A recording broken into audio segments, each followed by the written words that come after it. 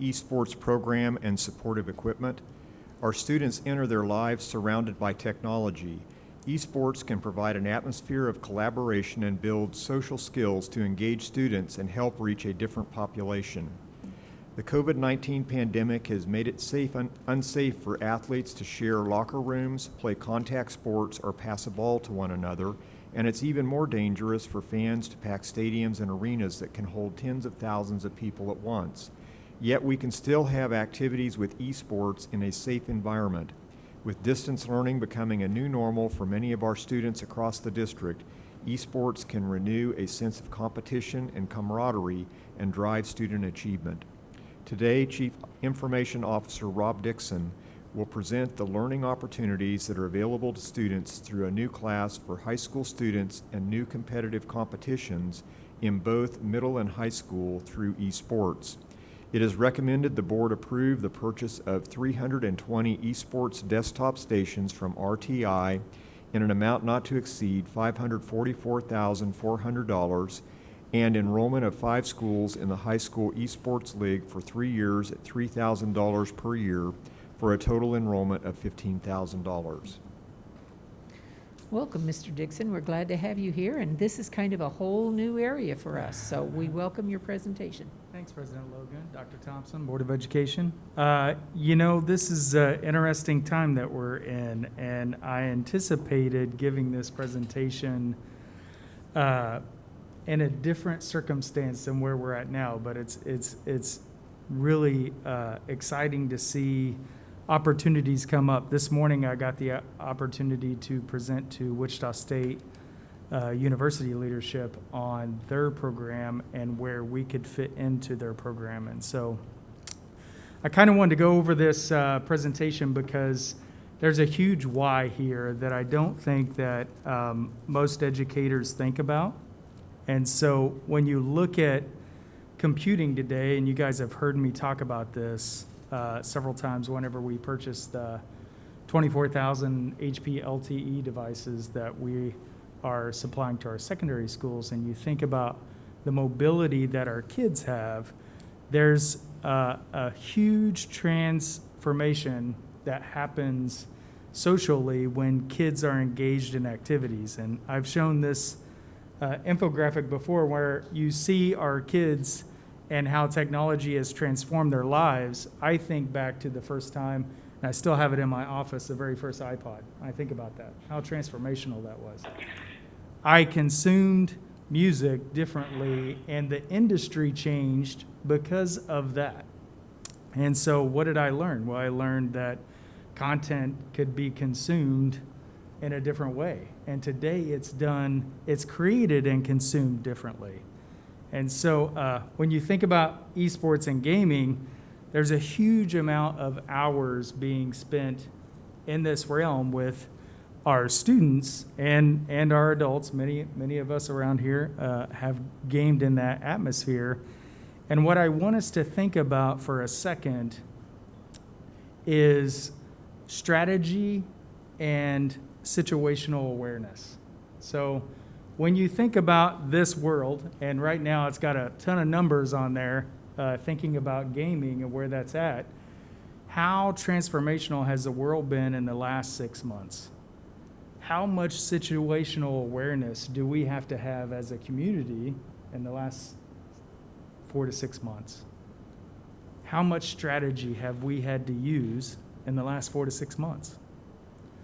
And so I got the opportunity in April to spend some time with a good friend of mine. Her name's Snow White, true name. Her family gave her that name, and she's in charge of instructional technology for Dell. While I was there were some folks from Arizona State University there, and we had a conversation at a table, and we were talking about the Discover problem that Arizona State has, where you have levels of problem solving. So there's 6 levels of problem solving. Many of them have a problem, a method, and a solution, right? So whenever you think about a level 1 problem, it's a math problem. It's something that the presenter and the solver have a known process and solution to complete.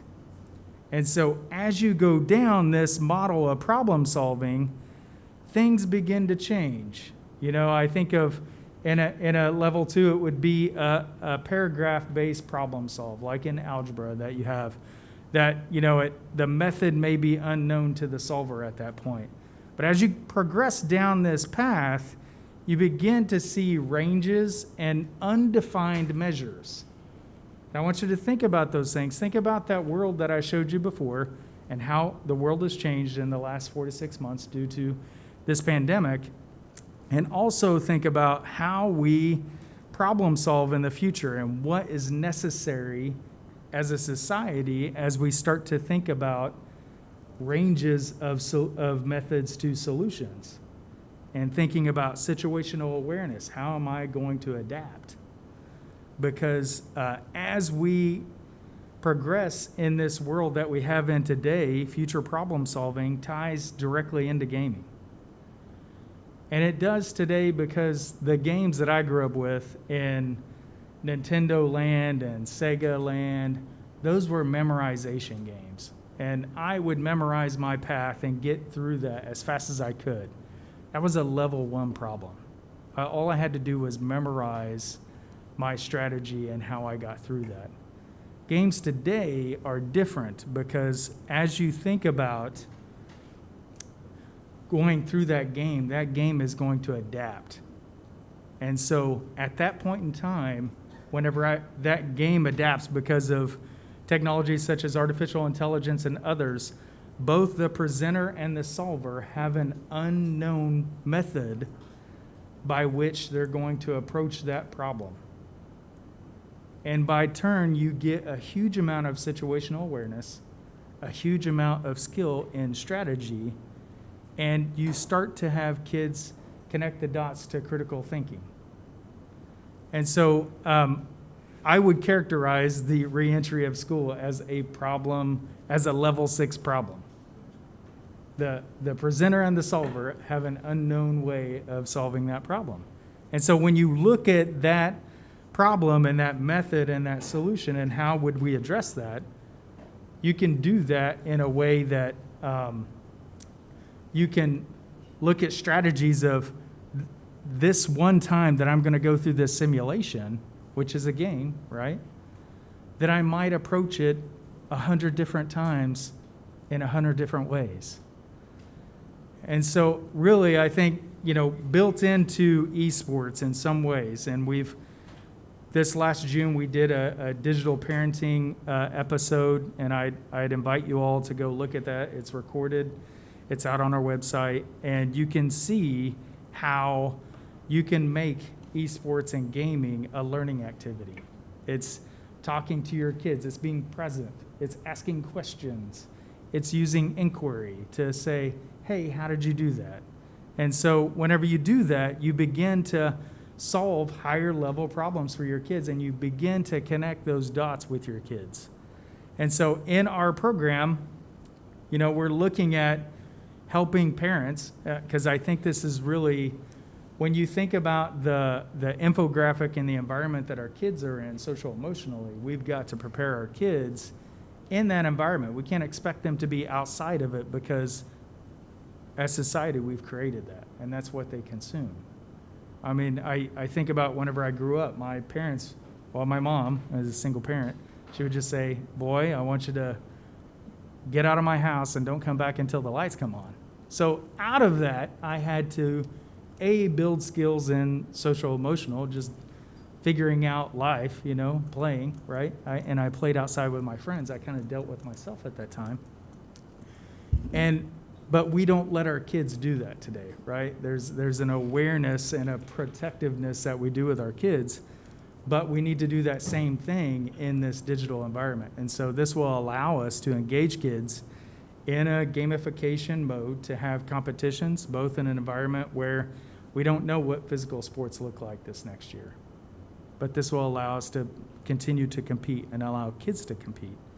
And it'll also allow us to help and engage parents to say, hey, here's how we can make this a learning process and help your kids connect the dots.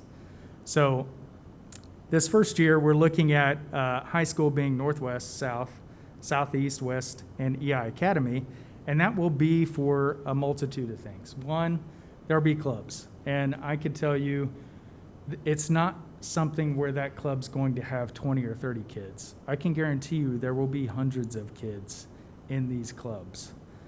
East High alone is not even in this list.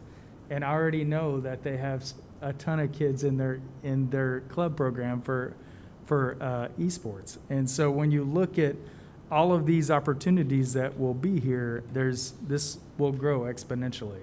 At middle school, we'll start with Coleman, Hamilton, Marshall, Wilbur, and EI Academy. And so part of this is having a structure. Why EI Academy is there is because the ISC will be a central point that we could have competitions when it's safe to come back together in a central area. And we'll build a metro league where all of our surrounding communities, Mays South Complete, who has done an amazing job both helping us in training our teachers this last summer with Wichita State. Christy Custer, she's amazing. She is the program manager over May South Complete. Her and Michael Williams, I think is his name, have done an incredible job of building that program out there. And we sent our teachers that were identified for the program out there for that training this last spring, and actually finished up this summer due to some cancellations due to COVID. But got some, we're extremely engaged. And in fact, this morning I talked to Christy, and she was like, in our Wichita State presentation, and she said, it was probably my favorite list of learners because intrinsically these teachers want to learn it. And so when you have a learner that's intrinsically motivated to do it, this becomes exciting. And I think for our kids it would be exciting too, because it's meeting them where they're at. And so I think you could tackle a lot of different problems with this. If you have problems in your building with attendance, you could put the class that we'll introduce at the high school level, Gaming Concepts. Why wouldn't you put that at period 1? I'm sure you would have every kid on time to school every day, right? So it's creating opportunities to meet those kids where they're at. So high school will be, I'm asking you to approve our entry into high school eSports program, which is the largest eSports program in the United States for high school. We'll also have some competitions. There was just introduced some middle school Minecraft competitions that will be introduced this next year by Microsoft, and we'll obviously be engaged in those. But then also looking at since we're delivering personal devices to students, that Minecraft can be used even at the elementary level just to help kids create. And so I'll leave that open to any questions you might have here at the table. We do have a few. Ernestine Crable? I've had some parents say that we have to be careful that we're not training them how to do military games. My assumption is that we're picking the problems, let the military use them for problem solving. We're training them with the thinking skills. I love your chart about the different levels of, when I went to college, I intended to be a math major. I was discouraged when I found out that even as a senior graduating, the answers were still in the back of the book. It's like I wanted to think things that nobody had ever thought before. Right. So I switched to political science. But I think that this idea of being able to enchant kids into thinking about problem solving is a great idea. I do want to ask if this purchase, there's some other areas that are not getting some of the equipment that they need. Could we add to it some things like art and photography, some of the programs into this budget purchase thing? Is that a possibility? Because some of those are not in the career and technical education part, and they haven't gotten all of the up. But I would think that some of this would even fit into that, like problem solving certainly within photography and art. But it would be dependent upon scheduling, but those PCs could be used for more they than just need some of the equipment, and I know some of them have said, they're spending all of this on eSports, how about us? Right. So I just wondered if there's anything available, any wiggle room that we can add that. Dr. Thompson? As far as, I have had several conversations about lots of things, lots of content areas in our school district that don't always have all of the resources that they need. I am once we get this done and over with, I am not done and over with, I'm talking about COVID-19 and we kind of get school started. I am going to ask the team to look at all the content areas because there are many. And we have been fallen behind because of 10 years worth of budget cuts. We've not recovered and getting everybody what they need to the top of the scale of the best of the best. And so I am going to be working with the team to be looking at all of the content areas and just identifying where we are currently and what is going to be needed to get us to the spaces we need, and then come up with a comprehensive plan on how we meet the needs of all the content areas. Just because we don't do one of the other, I will tell you, I respect fine arts hugely. I know that if I look at Jay Means, he would tell me he needs things in athletics. I bet you the science teachers need more stuff for their labs, more up-to-date equipment there.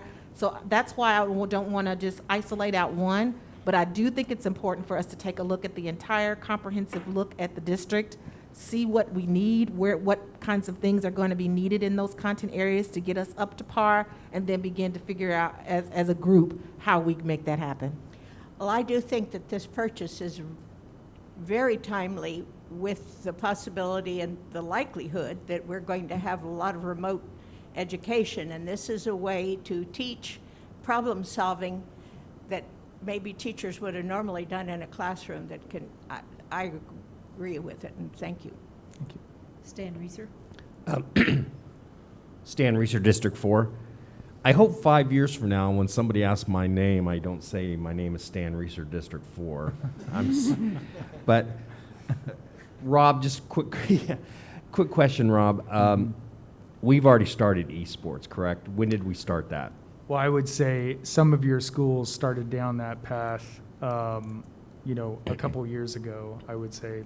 Some of them and just these, loosely in a club Right. type atmosphere. And these are extracurricular activities, or are they actual classes? So there is a class called Gaming Concepts. It's course 6661 in Synergy. I just have that memorized for whatever reason. And that course, the content's all free in that course. It's an elective that can be taken freshman through high school. It teaches strategy. So we do And have so- one elective class in this, and then the rest of it is club-centered activity. Club-centered, and then we also will have a varsity. So think about, we're going to support 4 games. So of those 4 games, they're not in high violence. So Rocket League, League of Legends, Overwatch. I'm trying to remember the last one. I can't remember the last one. Anyway, those games are in there, and each one of those games will have a varsity team. Okay. So think about, if you have 4 games, you have 4 varsity teams, you have 4 different ways of kids engaging. So you can think about it in a sport way of like one of those being like basketball, then soccer, all of those types of areas. And so you have students that will compete in that in high school esports league. We probably won't compete in the fall just because building a program takes a little bit of time, but probably by winter and spring we'll compete in those opens. Stan Reeser, District 4. I see Ben is on the list to want to talk, so he may be able to address this. But is it fair to say that one thing that we are trying to do is evolve and capture a vast growing area of interest of kids that we may have a hard time attracting to not only our district, but attracting them to education? Is that- Absolutely. Okay, Absolutely. thank you. Ron Rosales? Ron Rosales, District 6. And just to reiterate, so this money, a lot of money here, but it's not displacing anything, any other technology group or any of the technology fine arts that we might have. Right, Is that no. correct? These programs or these devices are made specifically for esports. That doesn't mean they've got high-end graphics cards in them. So I'm sure you could run, Ribbit or any of those other engineering programs on top of that. Okay. It would just be working with those schools to schedule it correctly, right? To Okay. make sure it's not in place of that gaming concepts class, which will absolutely be in that lab.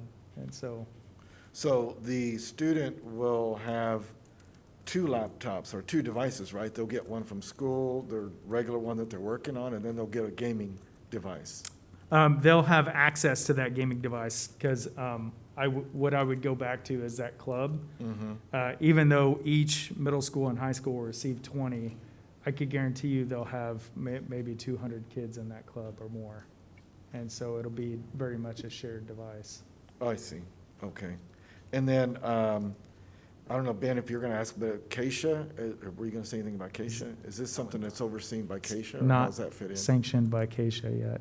Okay, so they're kind of behind, huh? I A little mean, bit? I didn't say that, but I did. I see. All right, thank you. Ben Blankley. Yeah, I wanted to mention some personal anecdotes about esports because I think it would be helpful. Because just like Rob, I'm a parent of a little guy, much littler than Rob, kid, obviously. But so my little guy is 5, and he and I play competitive video games with each other.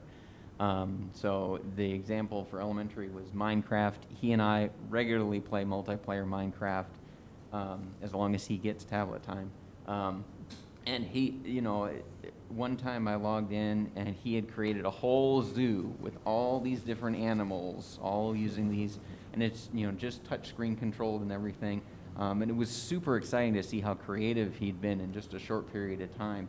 And just last night, we have a Mario Maker, which if you not familiar with it, it's a way that you can make Super Mario levels yourself and play them. And he was making them and then having me play them. And then when I would get stuck, he would say, "Oh, I got to fix it, take it away." And he's 5. He's already doing that kind of trial and error mechanic with me. And that's just really cool to see. And then in addition, he and I will watch eSports on Twitch. Games that are 5-year-old friendly, obviously. Things like Rocket League, that's cars playing soccer. It's just really cool. And much like a lot of our other extracurriculars, like Ron said, it's capturing what kids are already interested in and introducing that that it is a learning process and important. And so So Ben mentioned Twitch, which is a streaming platform. We would look at streaming some of those activities, but I want to tell a story. In Omaha Public Schools, one of my help desk personnel, her name's Regina Lupo. Her son is Dr. Lupo on Fortnite, and over the course of 24 hours 2 years ago, he raised $2.1 million for St. Jude's Research just by streaming on Twitch his game that he was playing. And so the amount of interactivity in our society is massive around esports. I just can't, it's hard to fathom. And you think about connecting the dots with your son, like when he was creating that zoo, there are rules that he has to follow for materials, how to build, all of those things come into play. And behind the scenes, he's connecting those dots of how do I build this tree? How high can I build it? What do I need to make the base of it? How do I build a fence? How long can I make that fence? There's the laws that we have in here today in real life also have rules within that space as well. So, Mike Rohde. Thank you. Couple of questions. You've kind of touched on the games, but you've never said, what games are we playing? I heard so Minecraft. there's 4 different games in high school esports league for competition. Okay. We have in the district, as a part of our Office 365 subscription, Minecraft. So every student has the ability to be licensed for Minecraft in the district. But in competition, if outside of that club, if we want to compete in an arena, we would be supported underneath those 4 high school eSports supported games. And what are those games? So Rocket League is one of them, League of Legends, Fortnite is another one, and I got to think about this for a second. Rocket League, League of Legends, Overwatch. So all of those are like, as far as violence, would be like Nerf type style. Like if I hit you with an object, you would just bounce back type of thing. So it's not, nobody's killing anybody else, or not high violence type games.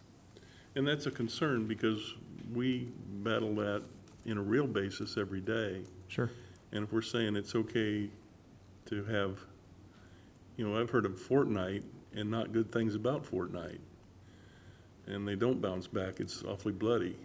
And in a controlled environment, you can have that environment that's safe for those kids. Okay, because I sit here and think that, and it wasn't this board, but it was several boards before this, had to vote just to let our JROTC carry fake guns in color guard, because it overruled our deal, and we're now maybe trending back away from that, and that kind of concerns me. I would ask the question, is it more appropriate to help those kids in that space if they're going to be in it? Well, and you've brought up a couple of things to answer your question. We already have several hundred kids, if I got it right, already playing the games. Why do we need to spend $544 million? I'm sorry, $544,000. Why don't we just enroll these kids in the leagues, let them bring their own equipment, because we already do that. Softball, if I want to play softball, I got to bring my own bat and my own glove, and we provide the playing field.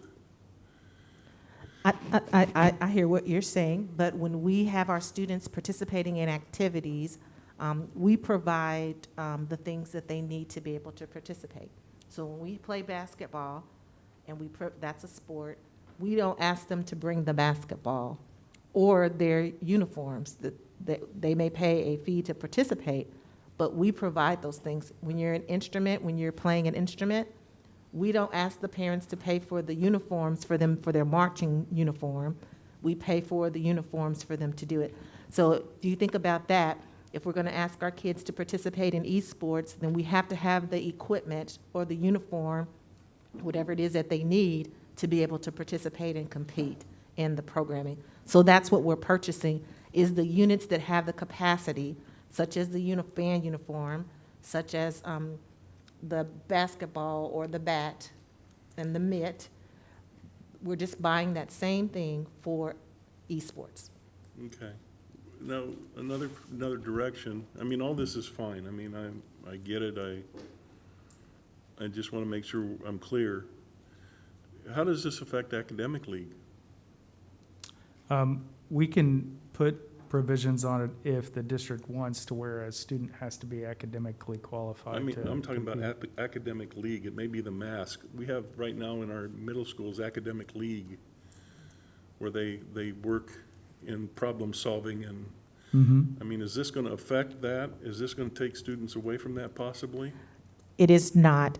Those are two separate things. And so what would happen would be that this would just be an opportunity. So if a student was in the academic league, they could still be in the academic league, and they could be in eSports too, if they choose to do so. So this is just another opportunity for kids to participate. It's not replacing anything, and it's not going to supersede anything else. It's just another choice for kids who want to take part in a sport that's not where they have to have athletic ability like me. I probably wouldn't want to participate in basketball, football, or track, because I don't have those skills, but I want to be in a competitive thing. But I am good at problem solving and coming up and being creative, and so I can utilize those talents and skills that I have in another way in the district. So it's just another way to engage kids differently. So it's just an opportunity. And my last concern is spending the $544,000 in a time that we're economically strapped. You know, I get what everybody's saying, and I'm not, you know, conceptually, I'm not against the concept. What concerns me is I'd rather see us spend $444,000 on infrastructure, because this is coming out of cap and it is general funds. It's not restricted funds that this is coming from. You know, that's a concern. We can still have the league if we, you know, paying the league fees for 3 years is not that big a deal. And, you know, and then transfer into it because next year, if we're looking at budget cuts even bigger next year than we are this year, according to the state funding that we've been seeing. And if that happens to be true, or we take a budget cut in January because tax revenues are behind, how are we going to make this up? And to have 320 computers sitting in a room somewhere doesn't seem economically correct to me, and that's my biggest concern. And it's an economics deal. It's not it's not the eSports deal, and I don't know that anybody can answer that question, but that would be a big concern to me. And if the kids are already participating in it, let's supplement them. Let's give them a place to play, if that's what we need to do. If we're already doing it, great. You know, I don't know that. I don't need to know that. But, you know, if we need to get them in the league, let's get them in the league with their own equipment. And then if we get a chance to do this and we don't need to fix the face of a building or put in another $30 million worth of air conditioning because they're breaking down, or, you know, do other things, I think it's something that, you know, I would be more considerate of that. I'm for the eSports. You know, I get the concept. I get the kids that want to play it. Not against any of that factor. It's the money that's bothering me right now, today, in an environment that is not what I'd like to see. And if we go through budget cuts next year and we're starting to close programs down, that's no fun. I've been through that, and I'm not going to do that again. I just think if you have to think about where our neediest of kids might want to be able to be a part of those opportunities but can't, this is where that comes into play, as to where you can really start to level the playing field. Those students that are neediest don't have the resources to be able to do this. And I appreciate that, but I grew up with a lot of things that I wish I had the resources for that I could give my kids that I couldn't give them because of budget constraints. And we did what we did, and we gave them the best that we could give them, and I'm proud of my kids. But, you know, I get that comment. I mean, there are kids out there that this would be a great thing to have them doing. Yeah. But we got to look at 50,000 kids and not 320. That's, you know, that's where I'm concerned, and I'm concerned. I'm not saying that I'm against this. I don't want anybody thinking that. I'm just concerned because we're going to need money. What I will tell you is for the funding, and I will make sure I look up at my finance person to make sure that I'm saying this correct. Rob has the district as a whole, Rob, has a budget as it relates to technology and the equipment and the things that are being purchased for technology in the district. He has managed to, within his own budget that he controls, that has not been, that, you know, that is in his wheel wagon of money, and has readjusted himself to be able to position himself to do this work. So this is within his budget, regardless of whether he spends it on this or something else. He's going to be able to spend this amount of money to support the use of technology within our school district, if that answers or helps you with the decision. Okay, Julie, do you have any questions? I do not. Okay, I just didn't want you to be left out. I just have a couple of questions. Cheryl Logan, the at-large. You listed the schools that were going to get it, and there were 4 middle schools and several high schools as well. What is the plan to be able, because I could see this being a in-demand program. What is the thinking to be able to expand beyond where we can do this year? So if you look at these high schools and middle schools, they're feeder schools. So we would expand a high school with another middle school feeder school and begin that process as I think resources are available and everything else. So I think it's making sure you can build a plane while you fly it and not try to build the whole plane all at once. So My second question is, I see this as a connector, just exactly like sports are connectors, music is a connector. This is another way to give kids the opportunity to participate in an extracurricular activity and get buy-in into the school and keeping their grades up and attending on time and all the things that we know help kids.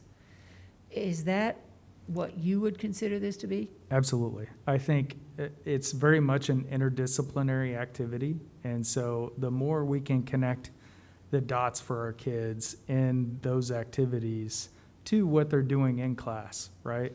I think it's important for us to do that. And it also helps our kids just have an awareness of that whole learning style that happens. Because it is, they are building a ton of strategy and a ton of situational awareness and being able to adapt, which are all the things that we want our kids to come out and have the capability to do. Yes. Yeah, we want kids to learn creative thinking and problem solving. And those are issues that sometimes are hard to teach, Right. but this that's what this is. Or even measure, right? This is a way Absolutely. of competitive measure of strategy. And Cheryl, as we think about our strategic plan, and I'm going to bring this in to the strategic plan, and when we were out doing those listening sessions, those of you who were on the board at that time, one of the number one things that our community and our business leaders tell us day after day after day is that we can teach kids how to do their jobs. But what we cannot teach them is how to be on time, learn how to be on time. We could do that, we could teach them. But problem solving was one of the number one things, and being a thinker, a critical thinker. And if we don't expose our kids and give kids opportunities to practice how to do that, we're missing the mark on what our community has asked us to do, and that is to create critical thinkers that can come into a workplace and think themselves out of things. Because that's what makes businesses operate and run really well, are good thinkers and good problem solvers. And so we are going to begin to, as we think about and continue to move in the direction with our strategic plan, we've got to think differently about what we expose our students to, or we're going to continue to be missing the mark of what is going to transform our communities and what they're going to be looking for in the next generation of workers. And so the way we've done things in the past are great, but we've got to begin to shift, as we saw that picture with all those millennials and how he talked about the iPad and all. I mean, that's old school, but that's still what we use because that's what we know how to use. But kids these days and businesses and organizations need people that know how to do that set of skill sets. And we've got to start thinking about how we keep up with that so that we're giving our community the best that we can with the resources that we have available. Thank you. Ernestine? One of the things in our strategic plan is to try to raise the graduation rate. And one of my particular passions is the students on the edge, both of the very, very bright who are bored in school or the ones that are struggling, maybe not because they're slow, but because of crises in their own life. So it's the dropout, fallout, and pushouts that I want to see us be able to engage so they'll stay with us. Not related to that, there is a recent study, I just heard of it last week, in which there was one of the incarceration centers, I don't know which prison it was or what, but when they taught technology of any kind to a group, they had zero recidivism. That's a hard word to say with a mask on. But this is the kind of thing, having worked with those kinds of kids, those kids in that category, I can tell you that anything that has to do with teaching them how to use a computer, or allowing them to use a computer, is going to engage. They are not necessarily, we know that sports will take a kid who couldn't care less about school, academic subjects, but he'll stay in school in order to do the sports. Well, there are kids that if we can offer this to them, this may be the only place that they can. I do have a question, however, and that's, are these machines, gaming machines, going to be put in the schools or assigned to the kids to take home? They'll be in the schools, so They'll able be to- in the schools, and so many kids will be sharing it from class to class to class to class. Okay, all right. One thing And- I forgot to mention too, last year there were $20 million worth of scholarships to students for college. out Say of that again? esports. $20 million worth of scholarships out of esports to post-secondary colleges. And I will tell you, we have done a lot of research on this, and we've met with Wichita State, and they actually have a degree that's being built to be able to support this. So our kids, not only will they learn these skills, but they can get money to go to college. yes, there to are be jobs able in to this do area. yes, absolutely. And I will tell you, the kids, a lot of those kids, when they graduate from college with those degrees, they are snatched up before they could even get out of the seat. So Well, that was- again, we've got to prepare our kids. We want our kids to have these opportunities as well. That prison population I was telling you about, they immediately went to high-paying jobs after they were released.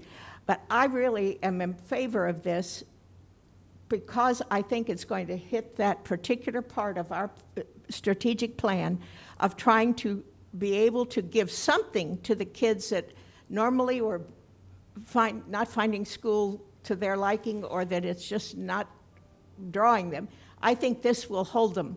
And I really think this is a really important idea to do that. Wasn't that one of our 4 goals?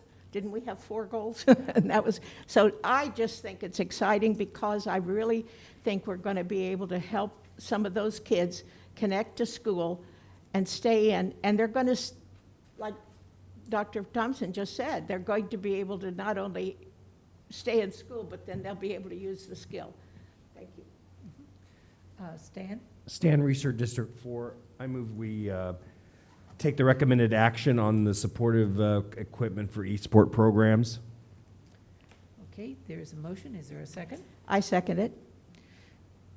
And I'm seeing no more discussion. Julie, you don't have anything else, do you? No. Okay. The motion was made by Stan Reeser, and it was seconded by Ernestine Crable. And we will vote by a voice vote. Let's start with you this time, Julie. I vote yes. Ben? Ben Blankley, District 1. Sorry. I'm Julie Hedrick, District 2, yes. Ben Blankley, District 1, yes. Ernestine Crable, District 3, yes. Cheryl Logan, at large, yes. Mike Rhodey, District 5, for economic reasons, no. Stan Reeser, District 4, yes. Ron Rosales, District 6, yes. The motion passes 6-1. Next item, Mike. Thank you very much, Rob. Thank you, Rob.